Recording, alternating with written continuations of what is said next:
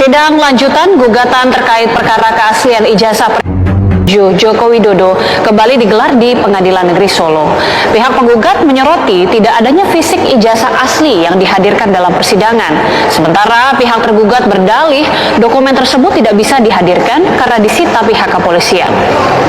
Sidang lanjutan gugatan dengan tergugat pertama Presiden ke-7 RI Joko Widodo digelar di Ruang Suryadi PN Solo hari ini. Sidang yang dipimpin Majelis Hakim Ahmad Satibi beragendakan pembuktian untuk tergugat. Kuasa hukum tergugat Jokowi YB Irban menyebut ijazah asli kliennya saat ini berada di tangan penyidik Polda Metro Jaya sebagai barang bukti dalam perkara lain yang melibatkan Roy Suryo dan kawan-kawan. Oh, berarti baru karena eksepsi. Oke, putusan tentang eksepsi. Oke. Sampai hari ini nggak ada ijazah, baik dari UGM maupun dari polisi. Oke. Dari surat tanda terimanya tidak ada ijazah aslinya. Ya, yang dari UGM. Terima kasih, Bapak. Satu lagi, salinan putusan.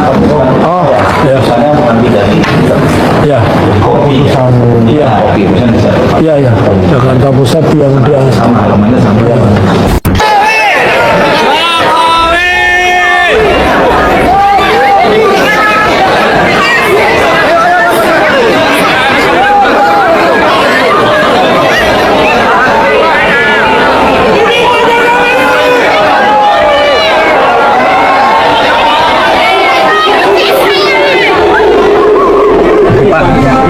Nanti kehadiran Bapak di sidang akan seperti apa, dan beliau tegaskan bahwa nanti saya akan hadir di persidangan dan menunjukkan ijazahnya. Jadi itu hal-hal yang mungkin kalau selama ini masih dipertanyakan oleh berbagai pihak mengenai Pak Jokowi nggak akan hadir, ijazahnya tidak akan tunjukkan, itu tidak benar, dan kami tegaskan Pak Jokowi akan hadir nanti di persidangan dan menunjukkan ijazahnya. Semua dari SD, walaupun yang dipersoalkan yang UGM mungkin, tapi yang sebelum-sebelumnya Pak Jokowi juga berkenan untuk menunjukkan.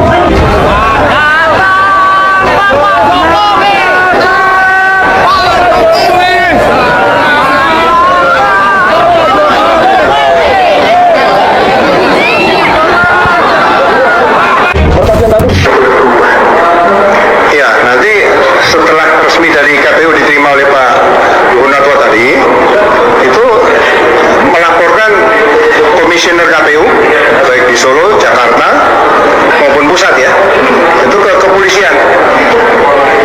Kemudian kepolisian menyidik. Nah, disinilah penyidikan dugaan ijazah palsu mulai kepolisian, kemudian menerbitkan laporan polisi, ya kemudian menerbitkan surat perintah dimulai penyidikan, kemudian melengkapi dengan administrasi penyidikan, sampai akhirnya juga menggunakan pemeriksaan laboratorium kriminalistik atau laboratorium forensik di situ.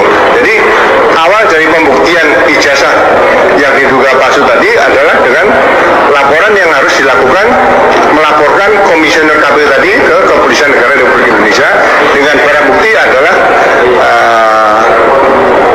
ijazah yang dilegalisir oleh KPU, dinyatakan dari KPU sebagai bukti utama nanti. Saudara itu dosen UGM bukan? Lalu bagaimana SK Pak Kasnujo bisa ada di tangan saudara itu, caranya seperti apa? Karena Ya, saya mendengar dari ya, media itu kan begitu ya, ramai. ya, terus, Kemudian saya juga diminta sebagai saksi. ya. Sehingga saya akan mencoba cari tahu. Saksi di mana? Saksi di mana? Di sini. Ya, terus mencari tahu. Yang memberi tahu saudara SK itu kan SK itu hanya dua, disimpan oleh Biro Akademik, Biro Kepegawaian atau yang bersangkutan. Kenapa bisa ada di tangan saudara? Saudara bukan dosen UGM, bukan karyawan UGM. Iya, saya nanya-nanya aja. Iya, yang memberikan siapa? Pertanyaan saya. Yang memberikan dia yang memposting. Nah, itu masalah serius. Kapan diberikan itu? Iya, karena menjadi tidak konsisten ijazah Pak Jokowi dibilang dokumen negara rahasia. Ini SK pribadi diberikan kepada Anda yang Anda bukan siapa-siapa, ya. Jadi saya lanjutkan pertanyaan saya sebelum kepada substansi. Saudara tadi duduknya di dekat TV atau bisa mendengar persidangan ini lewat TV-nya pengadilan? Ya, udah, oke. Saudara bisa lihat TV di persidangan hari ini. Karena sebelum ditanya, saudara sudah bercerita tentang substansi, itu kami kaget semua di sini. Kita belum tanya tentang substansi, saudara sudah bisa menjawab, kan jadi satu keanehan. Jadi saudara tadi duduk lihat televisi pengadilan. Itu pertanyaan saya, dijawab aja iya, tidak, itu aja. Sebagian ya. Ya, oke, terima kasih. Nanti akan kami simpulkan kesaksian saudara itu bobotnya seperti apa. Mengenai pernyataan saya Jokowi anak PKI lah, memang PKI kok gitu, dan itu tidak mengandung peristiwa hukum karena tidak ada larangan anak PKI jadi presiden. Yang saya tuntut adalah kecermatan administrasi, tapi sekarang masalahnya sudah bergeser karena saya telusuri semua ijazah dia palsu. Ijazah SMA dia itu hasil nyuri dari orang yang namanya Joko Wahyudi. Itu punyanya Joko Wahyudi. Cek ke sekolahan, kalau nggak punyanya Joko Wahyudi tembak kepala saya. Kalau Jokowi merasa terfitnah, dia harus lapor ke polisi. Dia nggak lapor ke polisi, tiba-tiba saya ditangkap, diadili secara gelap, gitu, divonis 3 tahun, gitu, dan saya masuk penjara 2,5 tahun. Saya pulang, Pak. Keluarga saya sudah dihancurkan, istri saya sudah dihamili. Saudara tadi membantah tak ada menerima uang. Saudara pernah diperiksa oleh penyidik di Kejaksaan Agung? Pernah yang mulia. Nah, apa keterangan saudara di sana waktu itu? Saya diperiksa 2 kali yang mulia. 2 kali? Ya. Tentang penerimaan yang 20 kali yang dari Bu Epi itu ada juga yang mulia. Saudara akui di dalam pemeriksaan itu? Dalam pemeriksaan saya mengakui. Iya, saudara akui, iya kan? Betul yang mulia. Ya. Berapa kali saudara akui menerima uang? Berapa kali? 20 kali yang mulia. 20. Itu berdasarkan informasi dari tim penyidik. Bukan keterangan saudara itu. Yang 20 kali keterangan saudara di penyidikan itu bukan keterangan saudara atau keterangan penyidik. Ya, majelis sudah meneliti tentang surat kuasa dari pihak tergugat. Untuk tergugat 1 ya, tergugat 1 Insinyur Haji Joko Widodo itu memberi kuasa kepada 3 orang ya. Yohanes De Brito Irfan, ya. Terus Fendi Tri Arianto, ya. Terakhir Adi Putro Panggarso Wicaksono. Ya, terima kasih ya sudah hadir. Lengkap. Kemudian tergugat 2 KPU Kota Surakarta, hadir langsung Ketua KPU Justinus Arya Ateswara. Ya. Selain itu juga memberi kuasa kepada di sini ya. Rois Alfianto. Kemudian Wiji Lestari. Selanjutnya Panji Rahmat Sidarto. Ada. Tugas tolong Pak ditempatkan Ibu, itu jangan berdiri Ibu, duduk di sebelah. Tolong Pak. Tidak, di sebelah sini aja Pak, sebelah sini. Ya, mohon maaf Bu ya, saya karena ini kapasitasnya, karena majelis juga tidak tahu berapa orang yang hadir, kita siapkan tempat duduk seperti ini ya. Ada kekurangan tempat duduk, tapi sudah salah satu dari kuasa saudara sudah ada di sini ya. Selanjutnya dari tergugat 3. Tergugat 3 ini Kepala Sekolah SMA Negeri 6 Surakarta, Dr. Anus Lunarso, hadir Pak ya. Ya. Kemudian memberi kuasa juga kepada Saiful Nadib, ya. Kemudian Muhammad Rois, Bana Bayu Wibowo, ya. Yang lain ada di sini ya. Ada jumlah totalnya 12 ya. 12. Selain itu ada Iwanuddin Iskandar Mulyono, kemudian Pusri Sabtono, Adi Gana, Eni Kustiningsih, Saiful sudah tadi, Ali Haidar, Mas saya Latifah Sari, Iksan Muhajir, dan Rahmatullah Indrasari. Ya, tapi setelah diteliti oleh majelis, di sini ada, ya tadi sudah dinyatakan oleh kuasa bahwa ada kekeliruan ya, karena di sini disebutkan Pengadilan Negeri Boyolali, ya, seharusnya itu Pengadilan Negeri Surakarta. Itu yang pertama. Yang kedua, tentang surat kuasa yang diajukan ke pengadilan, persidangan pengadilan itu harus telah didaftarkan di kepanitraan pengadilan. Ini surat kuasanya belum, ya. Ya, nanti majelis akan sampaikan kepada saudara di akhir ya. Kemudian terakhir tergugat 4 Universitas Gadjah Mada Yogyakarta. Ini Profesor Dr. Ova Emilia. Ini rektor ya? Oh.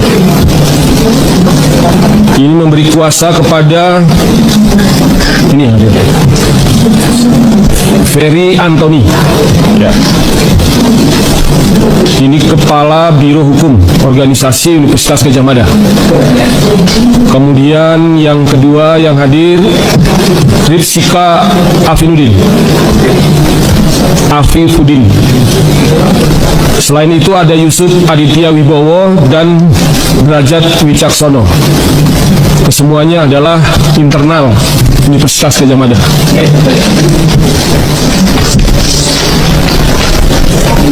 Ya, setelah diteliti sudah didaftar.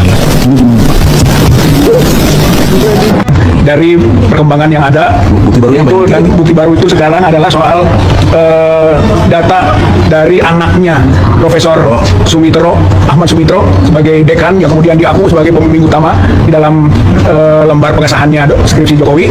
Anaknya langsung Profesor Ahmad Sumitro itu yang pertama adalah bahwa namanya bukan Soe Mitro sebagaimana ada di dalam lembar pengesahannya yang benar SU Mitro, itu anaknya sendiri, dan anaknya itu Aida Grenburi itu juga alumni Fakultas Kehutanan UGM waktu bapaknya jadi dekan, sehingga dia lampirkan, dia sebarkan di media yang dinyatakan seperti itu. Itu satu. Yang kedua adalah bahwa tanda tangan yang ada di ijazah ya, di lembar pengesahan skripsi berbeda dengan tanda tangan Sumitro begitu, sehingga ini mencolok sekali sebagai penipuan atau pemalsuan, sehingga itulah kenapa itu kan apa yang berkembang di media itu kita bawa ke Bareskrim sehingga menjadi bukti hukum. Kau yang tidak pernah datang sekalipun sejak kami gugat, kau yang tidak pernah tunjukkan batang hidungnya pun sekalipun sejak kami gugat datang itu. Jadi kalian jangan memaksa kami taat hukum sementara kalian sendiri tidak pernah menghargai pengadilan, tidak pernah menghormati hukum, tidak pernah datang ke pengadilan. Purnawirawan TNI datang penggugat, kau yang tidak pernah datang, kau yang tidak pernah hadir, kau yang tidak taat hukum, kau yang tidak beretikat baik, kalian semua beretikat jahat terhadap Republik ini. Saya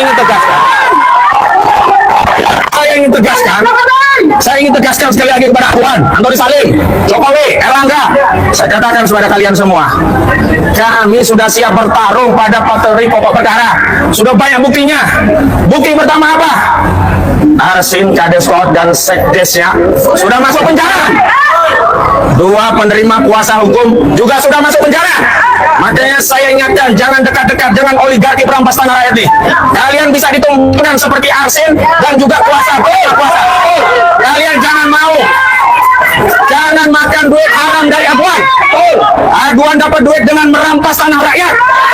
Ojo lapis bumi akan menghimpit kalian. Siapapun yang makan tanah rakyat Banten. Tanah rakyat Banten itu punya tuah. Siapa yang berani berbuat zalim kepada tanah Banten, maka kalian akan siap menerima tuah. Kalian bisa lepas dari peradilan dunia, tapi sekali-kali kalian tidak akan pernah lepas dari peradilan Allah Subhanahu wa Ta'ala. Kalian pasti di dunia juga kezaliman kalian akan dibalas. Makanya kita akan menunggu dari Bareskrim Mabes Polri untuk meningkatkan kasus ini. Jangan hanya Arsin, Sekdes, kemudian SP dan Chandra saja yang ditetapkan tersangka yang ditahan. aguan, ya kan? Aguan, semua yang terlibat, termasuk yang menerima manfaat dari barang curian tanah yang dirampas dari rakyat, ini juga harus dilibas, harus ditangkap. Sederhana saja, sederhana. Kasus pencurian motor dengan modus memalsukan BPKB dan STNK, itu yang ditangkap bukan yang maling dan yang memalsukan BPKB, yang memasukkan STNK enggak, tapi juga yang penadah motor curian ini juga ditangkap. Hari ini sertifikat itu siapa yang nadah? Terbukti Agung Sedayu. 263 SKDP itu punya anak usaha Agung Sedayu, mereka yang ngomong, BPN juga udah ngomong, Menteri ATR juga ngomong, itu punya Agung Sedayu untuk proyek industri properti PIK 2, yang proyek ini punya Aguan dan Antoni Salim. Kalian selama ini didiamkan, rupanya tambah lama tambah kurang ngajar kalian kepada tambah kurang ngajar kalian kepada negara ini, tambah kurang ngajar kalian kepada rakyat Indonesia. Ingat, ini saya terangkan sebagai orang Islam. Siapa saja di dalam akidah kami umat Islam yang mati membela hartanya, maka dia mati syahid. Maka rakyat Banten yang berasal dari peradaban Islam, Kesultanan Banten Islam, itu siap membela hartanya. Kalau mereka menang, itu adalah keutamaan yang mereka akan dinaikkan derajatnya. Kalaupun akhirnya mereka tergilas, mereka syahid. Jadi ingat, jangan sekali-sekali bermain-main. Memang harus polisi yang manggil Aguan dan Antoni Salim, baru dia datang. Kalau sama pengadilan, dia dilepeh, diabaikan. Tapi sekali lagi, polisi pun hari ini kita lihat kok sikapnya begitu. Apakah harus bayar polisi, bayar polisi, bayar polisi?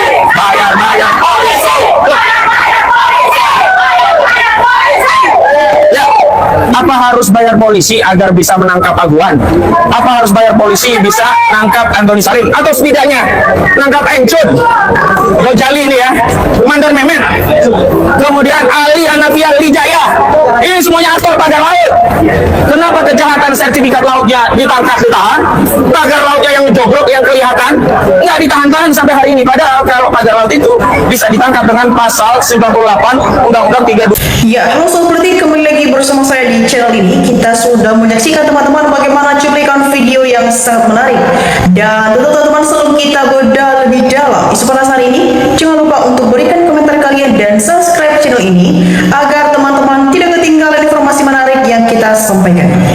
Teman-teman, kalau kita bicara soal kehidupan sehari-hari, ada satu hal yang mendasar yang selalu diajarkan sejak kecil, yaitu kejujuran dan rekam jejak. Waktu kita sekolah dulu, mau sekolah atau mau kerja, atau bahkan saat mencoba membangun kepercayaan dengan orang lain, lembar kertas yang dinamakan ijazah atau sertifikat seringkali jadi simbol dari kerja keras kita. Bukan sekedar lembar kertasnya saja, tapi nilai kejujuran dan proses di balik kertas itu yang bikin orang lain percaya bahwa proses kita betul-betul sudah kita jalani. Tapi bayangkan kalau konsep kepercayaan dan rekam jejak ini dibawa ke level yang jauh lebih tinggi, level pengelolaan sebuah negara. Ya, di dalam dunia politik dan tata kelola pemerintahan, kepercayaan publik itu adalah segalanya. Ketika seseorang memegang jabatan publik paling tertinggi, menjadi wali kota, gubernur, bahkan presiden dan wakil presiden, tetap menjadi dokumen adalah riwayat hidup, bukan lagi sekedar dokumen pribadi teman-teman, melainkan bagian dari informasi publik yang wajib terbuka. Mengapa? Karena dari situasi masyarakat melihat bagaimana integritas seseorang pemimpin yang menjadi pemimpin tertinggi di negara ini. Nah, teman-teman, belakangan ini perhatian publik kembali disedot pada dinamika hukum dan politik di tanah air yang cukup hangat, yaitu perkembangan persidangan gugatan civil lawsuit terkait keabsahan dan transparansi ijazah Pak Jokowi hingga dinamika rakyat pendidikan Mas Gibran. Ya, Sobat Politik, kalau kita amati dari perkembangan sidang di Pengadilan Negeri Surakarta dan putusan Komisi Informasi Publik atau KIP baru-baru ini, ada beberapa poin menarik yang patut kita cermati bersama. Yang pertama, teman-teman, soal putusan KIP dan keterbukaan informasi publik. Nah, dalam persidangan dan dinamika KIP, majelis menegakkan prinsip penting, yaitu ijazah dan kualifikasi pejabat sewajarnya terbuka untuk umum.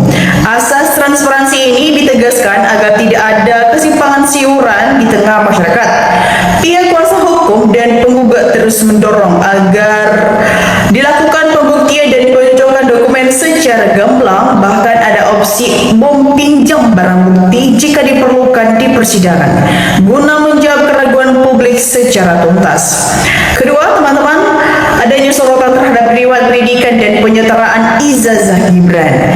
Nah, tak kalah ramai perhatian publik juga tertuju pada penelusuran riwayat pendidikan Mas Gibran. Isu penyetaraan ijazah sekolah luar negeri seperti Orsis Par Secondary School difasilitasi lewat Kemendikbudrismen menjadi sorotan tajam pegiat seperti Roy Suryo dan kawan-kawan. Publik mempertanyakan apakah dokumen yang diterbitkan berupa surat keterangan itu memiliki bobot akademis yang setara dengan ijazah kelulusan biasa, ataukah ada celah administratif yang perlu diklarifikasi. Ketiga, gelombang suara masyarakat dan pengamat politik.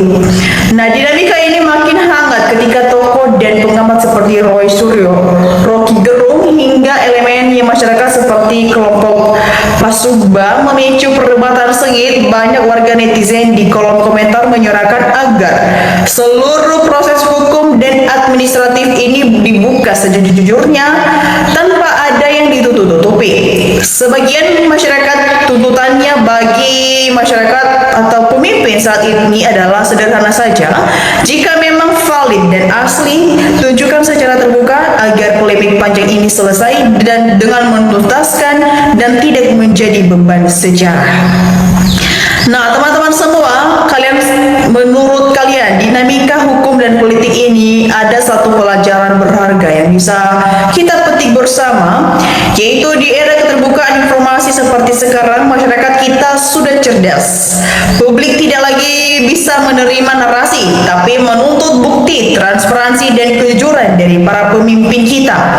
Bangsa yang besar ini adalah bangsa yang menghargai kebenaran dan menjadikan integritas sebagai pilar utama dalam bernegara. Ya, teman-teman semua, bagaimana menurut pandangan kalian sendiri? Apakah kalian percaya transparansi dokumen pejabat ini sudah ditangani dengan baik oleh lembaga hukum kita, atau masih ada hal yang perlu dibuka secara terang lagi?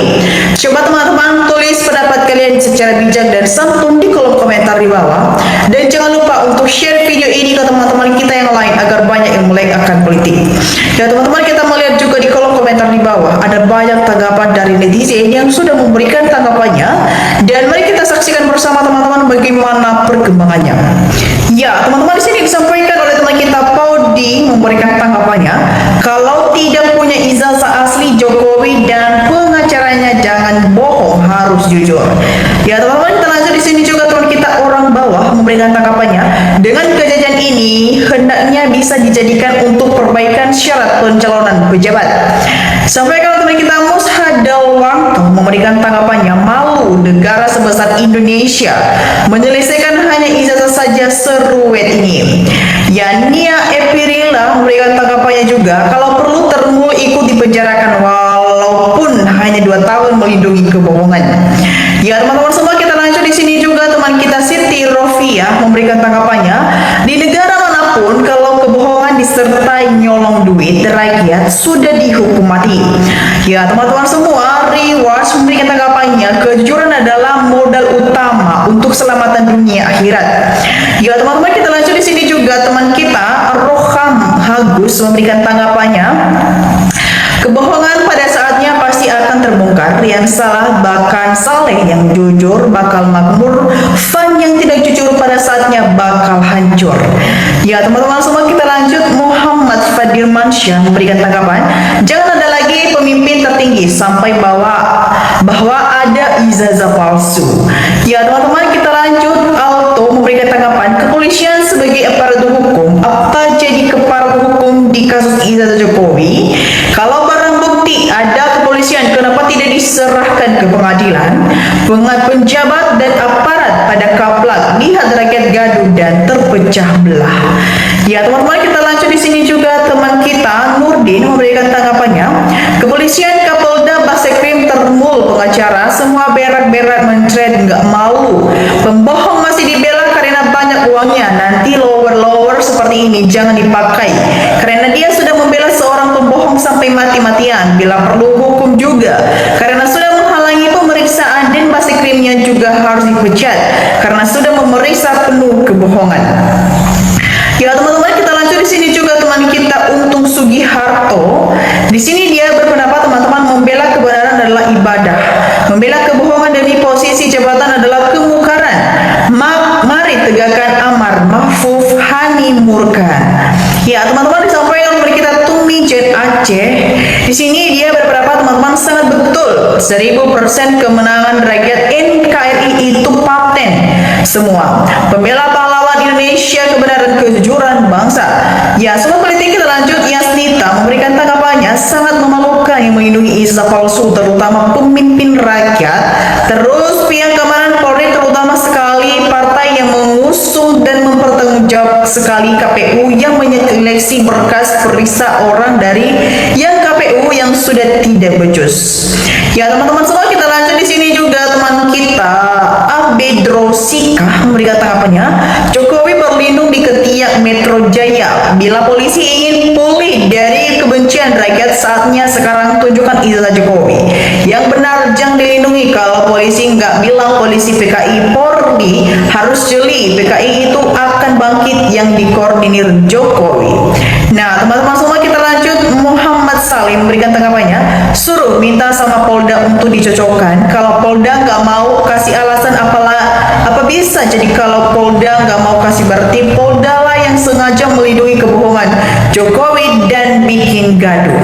Nah teman-teman semua, bagaimana tanggapan kalian mengenai isu polemik dan tanggapan dari teman-teman kita netizen? Dan teman-teman, mari kita juga memberikan opini cerdas kita di kolom komentar di bawah, karena di sana kita akan berdiskusi bersama. Nah teman-teman semua, demikian saja untuk cuplikan video kali ini. Jangan lupa saksikan video berikutnya yang tak kalah menarik dari channel ini. Dan demikian saja teman-teman, salam NKRI, harga mati.